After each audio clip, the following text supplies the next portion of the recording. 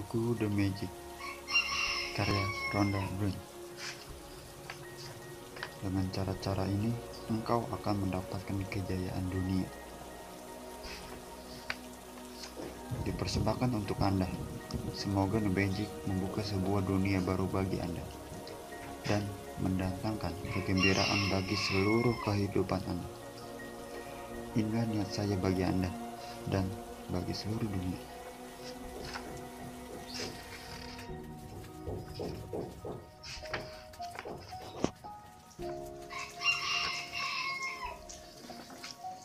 Anda percaya pada keajaiban?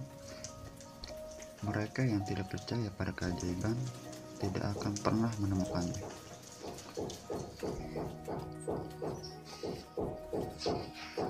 Ingatkah Anda ketika Anda masih kecil dan memandang hidup dengan terheran-heran dan takjub? Hidup sungguh ajaib dan menggembirakan, dan hal-hal terkecil sekalipun membuat Anda luar biasa gembira.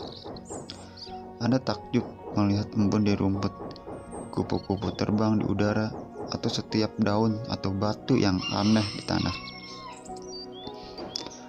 Anda sangat gembira ketika gigi Anda tanggal karena itu berarti peri gigi akan datang nanti malam.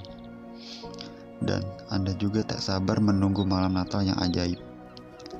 Meski Anda tidak mengerti bagaimana Sinterklas bisa mendatangi semua anak di dunia pada satu malam yang sama, yang jelas ia berhasil melakukannya, dan ia tidak pernah membuat Anda kecewa.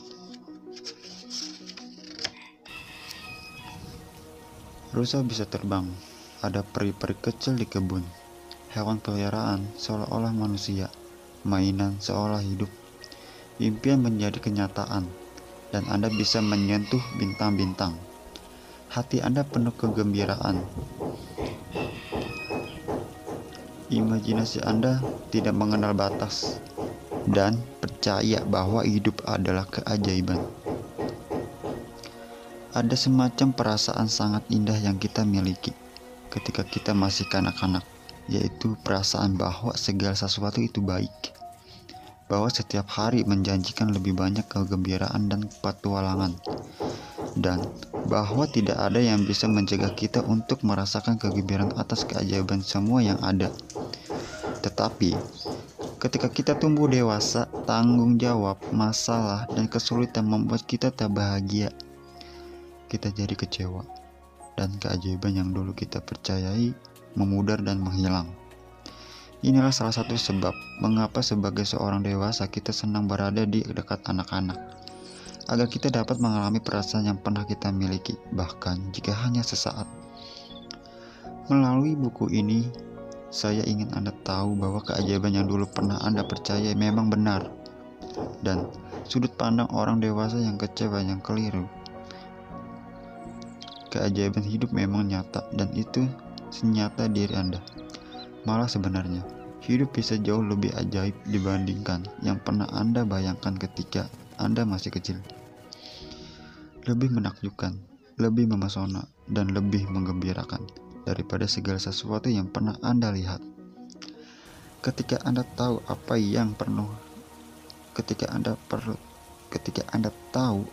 yang perlu dilakukan untuk mendatangkan keajaiban, Anda akan menjalani hidup impian Anda. Lalu, Anda heran mengapa Anda pernah tidak mempercayai lagi keajaiban hidup. Mungkin Anda tidak akan melihat rusa terbang, tetapi Anda akan melihat hal-hal yang selama ini selalu Anda inginkan muncul di depan mata Anda. Dan Anda akan melihat hal-hal yang telah lama Anda impikan tiba-tiba terjadi. Anda tidak akan pernah tahu dengan pasti bagaimana segala sesuatunya merajut bersama untuk mewujudkan impian Anda, karena keajaiban bekerja di dalam realisme yang tidak kasat mata, dan itulah bagian yang paling mendebarkan. Siapkah Anda mengalami keajaiban lagi? Siapkah Anda dipenuhi dengan kekaguman dan rasa takjub setiap hari seperti ketika Anda masih kecil? Bersiaplah untuk keajaiban. Petualangan kita dimulai 2000 tahun yang lalu, ketika pengetahuan yang mengubah hidup tersembunyi di dalam sebuah kalimat suci. Sebuah misteri besar terungkap. Kutipan berikut datang dari Injil Matius di dalam Alkitab, dan selama berabad-abad kutipan itu telah menjadi teka-teki, membingungkan, dan disalahpahami oleh banyak orang. Yang berbunyi, siapa yang memiliki akan diberi lebih banyak, dan ia akan memiliki kelimpahan. Siapa yang tidak memiliki, maka bahkan apa yang dimilikinya akan diambil darinya. Seperti itu bunyinya.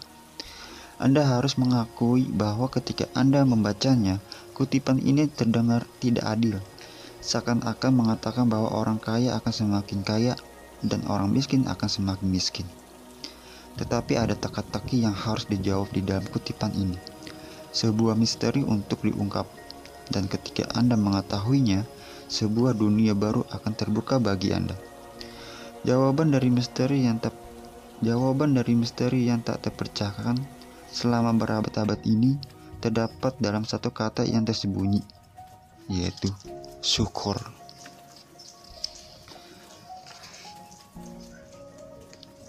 Berbunyi seperti ini. Siapa yang memiliki syukur akan diberi lebih banyak, dan ia akan memiliki kelimpahan. Siapa yang tidak memiliki syukur, maka bahkan apa yang dimilikinya akan diambil darinya. Dengan terungkapnya satu kata tersembunyi, sebuah kalimat yang misterius menjadi terang. 2000 tahun telah berlalu sejak kata-kata itu direkam. Tetapi saat ini, kata-kata itu masih sama benarnya dengan dulu. Jika Anda tidak meluangkan waktu untuk bersyukur, Anda tidak akan pernah mendapatkan lebih banyak. Dan apa yang sudah Anda miliki akan hilang. Dan janji keajaiban yang akan terjadi dengan syukur terdapat di dalam kata-kata ini. Jika Anda penuh syukur, Anda akan diberi lebih banyak, dan Anda akan memiliki kelimpahan. Di Al-Quran juga terdapat janji bagi orang yang bersyukur. Berbunyinya adalah, dan ingatlah ketika Tuhanmu memaklumkan. Sesungguhnya jika kamu bersyukur, niscaya aku akan menambah nikmat kepadamu. Tetapi jika kamu mengingkari nikmatku, maka pasti azabku sangat berat. Tidak menjadi masalah agama apa yang Anda anut, atau apakah Anda religius atau tidak. Kata-kata dari Alkitab dan Al-Quran berlaku bagi Anda dan hidup Anda. Keduanya menjelaskan hukum dari ilmu pengetahuan dan semesta. Ini adalah hukum semesta. Syukur beroperasi melalui sebuah hukum semesta yang mengatur seluruh hidup Anda. Menurut hukum tarik-menarik yang mengatur semua energi di semesta, mulai dari pembentukan sebuah atom sampai gerakan planet, kemiripan menarik kemiripan. Karena hukum tarik-menariklah sel-sel setiap makhluk hidup menggabungkan bersama. Begitu pula substansi dari setiap benda material dalam hidup Anda. Hukum ini beroperasi pada pikiran dan perasaan Anda, karena pikiran dan perasaan juga energi. Jadi apapun yang Anda pikir, apapun yang Anda rasa, Anda akan menariknya kepada diri Anda. Jika Anda berpikir, aku tidak suka pekerjaanku, aku tidak punya banyak uang, aku tidak bisa menemukan pasangan yang sempurna, aku tidak bisa membayar tagih-tagihanku, aku rasa aku akan mengalami sesuatu yang buruk. Dia tidak menghargaiku.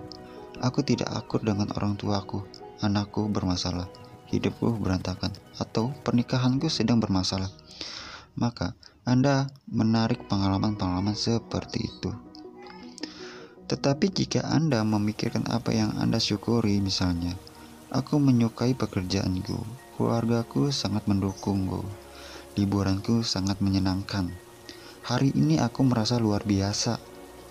Aku mendapatkan pengembalian pajak paling besar yang pernah kuterima, atau aku mengalami akhir pekan yang hebat dengan berkemah bersama putraku, dan Anda sungguh-sungguh merasakan syukur itu.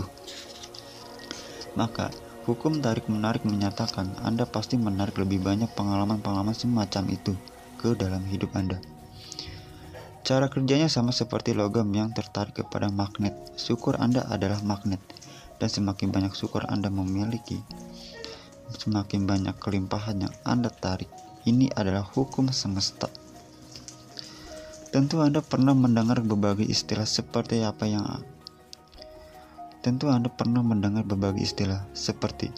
apa yang pergi akan kembali. Anda memanen apa yang Anda tanam, dan Anda mendapatkan apa yang Anda beri.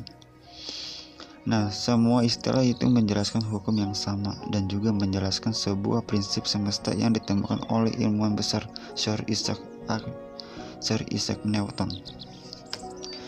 Penemuan ilmiah Newton, termasuk hukum-hukum gerak yang fundamental di alam semesta, salah satunya menyatakan setiap aksi selalu memiliki reaksi yang berlawanan dan setara. Ketika Anda menerapkan gagasan syukur ke dalam hukum Newton ini, maka bunyinya, setiap aksi memberi syukur selalu menyebabkan reaksi menerima, dan apa yang Anda terima selalu setara dengan jumlah syukur yang Anda berikan. Ini berarti, setiap aksi syukur akan memulai reaksi menerima, dan semakin tulus serta mendalam perasaan syukur Anda, dengan kata lain, semakin banyak syukur Anda berikan, semakin banyak Anda akan menerima. Benang emas rasa syukur. Sejak beribu-ribu tahun yang lalu, sebelum catatan terdini dari manusia, kekuatan syukur telah dikhotbahkan dan dipraktikkan, dan dari sana telah diwariskan selama berabad-abad, menyebar ke seluruh benua, menembus satu peradaban dan budaya ke peradaban dan budaya berikutnya. Agama-agama besar Kristen, Islam, Yahudi, Buddha, Sikh, dan Hindu semuanya mengajarkan tentang syukur. Muhammad pernah bersabda bahwa bersyukur atas kelimpahan yang telah Anda terima adalah jaminan terbaik bahwa kelimpahan akan berlanjut. Buddha mengatakan bahwa tidak ada perjuangan yang perlu Anda lakukan kecuali untuk bersyukur dan menggembira. Lao Tzu mengatakan bahwa jika Anda bergembira dengan apa yang ada, seluruh dunia akan menjadi milik Anda. Krishna mengatakan bahwa apapun yang ia persembahkan ia terima dengan gembira. Raja Daud berterima kasih kepada seluruh dunia atas segala sesuatu di antara langit dan bumi. Dan Yesus mengucapkan terima kasih sebelum ia melakukan setiap mukjizat. Dari suku aborigin Australia sampai ke suku Maasai dan Zulu Afrika, dari suku Navajo, Shawnee, dan Cherokee Amerika sampai ke orang Tahiti, Eskimo, dan Maori, praktik bersyukur berada di akar dari sebagian besar tradisi pribumi. Bunyinya adalah, ketika Anda bangun di pagi hari, bersyukurlah atas cahaya pagi, atas hidup dan kekuatanmu. Bersyukurlah atas makanan dan kegembiraan hidup. Jika kau tidak melihat alasan untuk berterima kasih, kesalahan terletak di dalam dirimu sendiri. Sejarah dipenuhi dengan tokoh-tokoh termasyhur yang mempraktikkan syukur dan yang pencapaiannya menempatkan mereka di antara tokoh-tokoh terbesar yang pernah hidup. Gandhi, Ibu Teresa, Martin Luther King, Dalai Lama, Leonardo da Vinci, Plato, Shakespeare, Aesop, Black, Emerson, Dickens, Freud, Descartes, Lincoln, Jung, Newton, Einstein, dan banyak lagi. Penemuan-penemuan ilmiah Albert Einstein telah mengubah cara pandang kita terhadap semesta. Dan ketika ditanya tentang pencapaian monumentalnya, ia berterima kasih kepada orang lain. Salah satunya manusia terpandai sepanjang zaman, berterima kasih kepada lebih dari 100 orang sehari atas pekerjaan yang telah mereka lakukan. Apakah mengherankan begitu banyak misteri hidup yang diungkapkan kepada Albert Einstein? Apakah mengherankan Albert Einstein berhasil membuat temuan-temuan ilmiah terbesar dalam sejarah? Ia mempraktikkan syukur setiap hari dalam hidupnya, dan sebagai imbalannya ia menerima banyak bentuk kelimpahan. Ketika Isaac Newton ditanya bagaimana ia bisa membuat teman-teman ilmiahnya, ia mengatakan, bahwa ia berdiri di pundak para raksasa, Isaac Newton, yang baru-baru ini didaulat sebagai penyumbang terbesar bagi ilmu pengetahuan dan manusia, juga bersyukur atas orang-orang yang pernah hidup sebelum dirinya. Para ilmuwan, filsuf, penemu, pencipta, dan nabi yang mempraktikkan syukur memanen hasilnya, dan sebagian besar menyadari kekuatan dalam syukur. Namun kekuatan syukur belum diketahui oleh sebagian besar orang di masa kini. Karena untuk mengalami keajaiban dari syukur di dalam hidup Anda harus mempraktikannya. Penemuan saya.